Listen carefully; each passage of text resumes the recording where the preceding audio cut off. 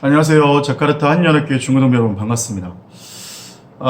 오늘은요, 요한복음 21장 15절에서 17절까지 말씀을 가지고요, 일으키는 힘이라는 제목으로 말씀을 좀 나눠보도록 할게요. 자, 우리가 저번 주 고난주간과 부활절을 지냈습니다. 너무나 의미 깊은 절기고요. 그리고 우리가 정말 많은 은혜를 나눴죠. 자, 그런데 오늘은 어떤 말씀을 나눌 거냐면 이 부활 이후에 예수님의 행적을 좀 우리가 보려고 해요. 자, 예수님이 잡히시던 날 밤에 모든 제자들이 부인하고 배신하고 또 도망을 쳤죠. 그런데 오늘 베드로라는 제자에 대해서 특별히 좀 얘기를 나눠 보려고 합니다. 이 베드로는 어떤 사람이냐면 12제자 중에 수제자였어요. 그리고 정말 열정이 강한 사람이었고, 그리고 정말 언제나 행동파였고, 무엇보다 말이 제일 앞서는 사람이었습니다. 자, 그런데 이 사람이 오늘 이 본문의 요한복음의 말씀에 보면 13장에 이 사람이 얼마만큼 자기의 의가 강하고 열정이 강한 사람이었는지 보여지게 돼요. 요한복음 13장 36절에서 38절 말씀 보면 이렇게 말하고 있습니다. 시몬 베드로가 이르되 주여 어디로 가시나이까? 예수께서 대답하시되 내가 가는 곳에 네가 지금은 따라올 수 없으나 후에는 따라오리라. 베드로가 이르되 주여 내가 지금은 어찌 따라갈 수 없나이까? 주를 위하여 내 목숨을 버리겠나이다. 예수께서 대답하시되 네가 나를 위하여 네 목숨을 버리겠느냐? 내가 진실로 네게 이르노니 닭 울기 전에 네가 3번 나를 부인하리라. 예수님을 위해서 목숨을 버리겠다고 하는 이 베드로 정말 대단하죠. 근데 이 베드로에 대한 예수님의 그 예언은요, 베드로가 예수님을 3번 부인하게 될 것이다 라고 말씀을 하고 있어요. 그리고 실제로 베드로는 예수님을 부인하게 됩니다. 마태복음 26장 69절에서 74절 말씀을 보면요, 제가 좀 읽어드릴게요.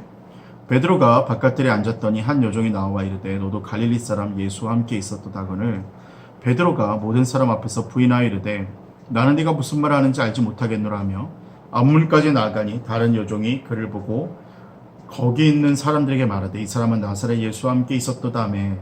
베드로가 맹세하고 또 부인하여 이르되 나는 그 사람을 알지 못하노라 하더라. 조금 후에 곁에 섰던 사람들이 나와 베드로에게 이르되 너도 진실로 그 도당이라. 네 말소리가 너를 표명한다 하거늘 그가 저주하며 맹세하여 이르되 나는 그 사람을 알지 못하노라 하니 곧 닭이 울더라.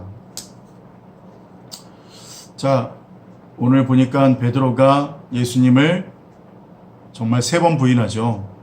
자, 그리고 누가복음에 보면 그 다음 구절에 대해서 이렇게 나오는데 이렇게 말하고 있어요. 누가복음 22장 61절에서 62절 말씀. 주께서 돌이켜 베드로를 보시니 베드로가 주의 말씀 곧 오늘 닭 울기 전에 네가 3번 나를 부인하리라 하심이 생각나서 밖에 나와서 심히 통곡하니라. 베드로는 정말 열의를 가지고 목숨을 다 바쳐서 예수님을 따르겠다고 했던 그런 사람이었습니다. 그런데 그것이 자신의 의지였고요. 결국은 그 결론은 뭐였냐면 예수님을 3번 부인하는 그런 처지에 들어가게 됐죠.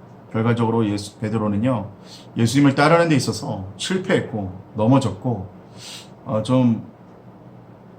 정말 예수님을 부인하는 자리에 들어갔던, 예수님을 배신한 가룟 유다와 같이 그런 정말 다를 바 없는 그런 모습과도 같았습니다.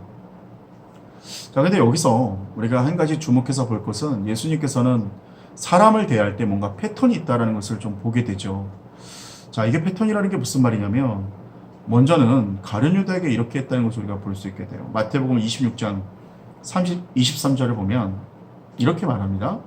대답하여 이르시되 나와 함께 그릇에 손을 넣는 그가 나를 팔리라. 예수님께서 팔리실 때 가룟 유다가 팔 것이라는 것을 알고 계셨어요. 이상하진 않죠. 네, 이상하진 않은데 문제는 뭐냐면 예수님께서 가룟 유다가 배신할 것을 알고 계셨는데 그것을 알려주셨다라는 거예요.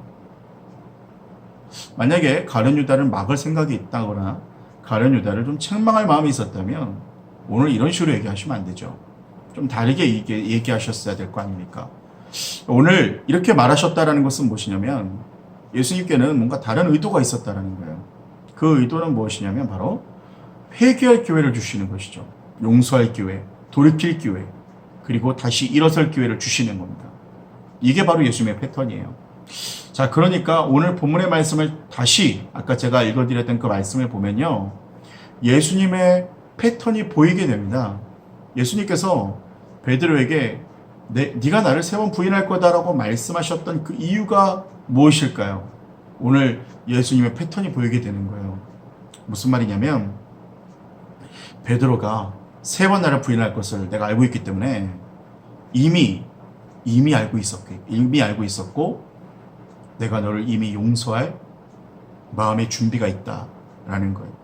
그리고 베드로가 그것을 알게 됐다면 예수님이 이미 알고 계셨다라고 한다면 베드로에게도 스스로 삶을 포기하지 않을 수 있는 어떤 뭔가가 있지 않았겠습니까? 자, 베드로는요, 죄책감으로 인해서 살았고요. 죄책감이 있어도 살았고, 유다는 죄책감 때문에 극단적인 선택을 하는 모습을 보게 됩니다. 마태복음 27장 5절에 보면 유다가 은을 성소에 던져놓고 물러가서 스스로 목매어 죽은지라 라고 말을 하고 있어요. 여러분, 오늘 이 두 가지 사건을 보면서 이 두 사람이 정말 다른 선택을 하는 모습을 볼 수 있게 되죠. 자, 여러분, 다니엘 선교사님이라는 분이 있는데 이분이 미국의 사관학교로 입학을 할 때 아버지께서 그렇게 말씀하셨대요. 힘들면 언제든지 돌아와라, 이렇게 얘기하셨다고 하더라고요. 그러니까 다니엘 선교사님이 사관학교에서 힘들 때마다 붙들어주는 원동력이 이거였대요. 나는 돌아갈 곳이 있다. 나는 돌아갈 곳이 있다. 여러분, 그렇습니다. 우리도 돌아갈 곳이 있어요. 너무나 지치고 혹은 죄책감에 시달릴 정도로 너무나 괴롭고 스스로 자학하는 순간이 있을 때에도 그때마다 우리는 예수님의 패턴을 기억해야 돼요. 여러분, 사람은 돌아갈 곳이 있으면 살아납니다. 돌아갈 곳이 있고 회복할 곳이 있으면 여러분 죽지 않습니다. 살아날 수 있고요. 다시 재기할 수 있어요. 여러분, 우리 모든 그리스도인들에게는 그런 특권이 있는 거예요. 넘어지고 자빠지고 정말 내 삶에 소망이 없는 것 같고 희망이 없는 것 같고 절망만 있는 것 같은 그런 삶에 있을지라도 예수님은 우리가 넘어지고 실수하고 자빠질 것을 아주 잘 알고 계셨어요. 여러분이 어떠한 처지에 있더라도 여러분은 돌아갈 곳이 있습니다. 저와 여러분은 돌아갈 곳이 있어요. 시편 103편 13절에서 14절 말씀까지에는 이렇게 얘기하고 있습니다. 아버지가 자식을 긍휼히 여김같이 여호와께서는 자기를 경외하는 자는 긍휼히 여기시다니 이는 그가 우리의 체질을 아시며 우리가 단지 먼지뿐임을 기억하심이로다. 아멘.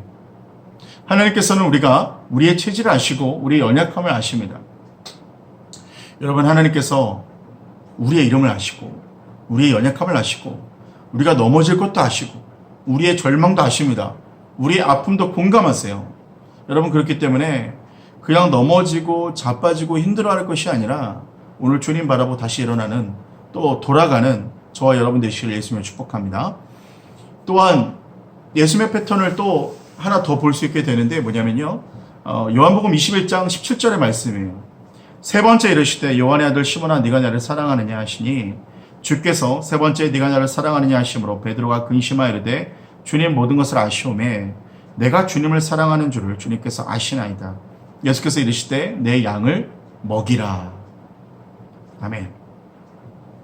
예수님께서 베드로에게 오셔서 3번을 물으세요. 뭘 물으시냐면 네가 나를 사랑하니? 이걸 3번 물으시는 겁니다. 여러분, 왜 3번이었을까요? 여러분, 우리가 좀 예측할 수 있죠. 아까 앞에서 3번 부인했다고 말씀을 드렸어요. 3번 부인했고 그리고 3번 다시 사랑하느냐 여쭤보시며 사명을 주시는 모습이 오늘 보이게 됩니다. 이 질문을 던지고 이 말씀을 하실 때 우리가 눈여겨볼 것이 뭐냐면 베드로야 라고 말하지 않으시고, 베드로는 예수님이 주셨던 이름이었거든요. 반석이라는 이름이었는데 이제는 그 이름으로 부르지 않으시고 요한의 아들 시몬아 옛 이름으로 부르시는 거예요. 자, 그렇게 말씀을 하시면서 오늘 이 패턴이 뭘까요? 네가 나를 사랑하니 라는 3번의 패턴을 통해서 예수님께서 베드로를 용서하시는, 그 실수를 만회하게 하시는 그 모습을 보게 되고요. 요한의 아들 시몬아라고 얘기를 하는 모습을 보면서 더 이상 내가 나 되었고 내가 할 수 있습니다. 내가 할 수 있습니다. 라고 말하는 그 내 자아가 살아있는 모습이 아니라 이제는 내 자아가 무너지고 요한의 아들 시몬아, 아무것도 아니었던 나, 정말 어부였던 나, 정말 주님이 아니면 아무것도 아니었던 나로 돌아가서 이제는 정말 다시 주님만 붙들고 주님만 의지하고 다시 일어날 수 있게 해주시는 그 하나님의 은혜가 있다라는 것입니다. 여러분, 부활 이후에 예수님께서 하셨던 일은 다른 것이 아니었어요. 그 어떤 것보다 가장 먼저 했던 일은 무엇이었냐면 절망하고 넘어지고 비참하게 무너져 있던 그 베드로의 삶, 제자들의 삶을 일으켜 세우시는 장면이 있었다라는 거예요. 여러분, 부활절을 지나가는 우리에게도 이것이 참 중요하게 시사가 됩니다. 여러분, 부활을 지나가면서 여러분 지금 절망하는 가운데 있고 넘어져 있는 가운데 있고 또 우리의 삶 가운데서, 앞으로의 삶 가운데서 사명을 잃고 절망하고 나는 정말 안 될 거야 라고 하는 그런 상황 가운데 있을 때 우리 오늘 두 가지를 기억해야 돼요. 첫 번째, 나는 돌아갈 곳이 있다. 나는 언제라도 돌아갈 곳이 있다. 넘어지고 자빠지고 이제는 정말 안 될 것 같은 그때에도 나는 돌아갈 곳이 있다. 할렐루야. 여러분, 우리는 돌아갈 곳이 있습니다. 아멘이시죠? 그리고 또한 두 번째로는 이제는 더 이상 나의 자아, 나의 어떠함, 내가 나된 것으로 인하여 그것을 의지하는 것이 아니라 이제는 정말 주님만 의지합니다. 이제는 정말 주님만 붙듭니다. 라는 고백으로 다시 한 번 더 일어서는 저와 여러분 되시길 예수님 축원합니다. 그것이 예수님의 패턴이고요. 다시 일으키시는 힘을 주시는 주님 앞으로 나아가서 다시 한 번 더 주님 앞에 돌이키고 다시 한 번 더 이제는 나의 힘이 아니라 주님의 능력으로 일어나는 저와 여러분 되시기를 예수님의 이름으로 축원합니다.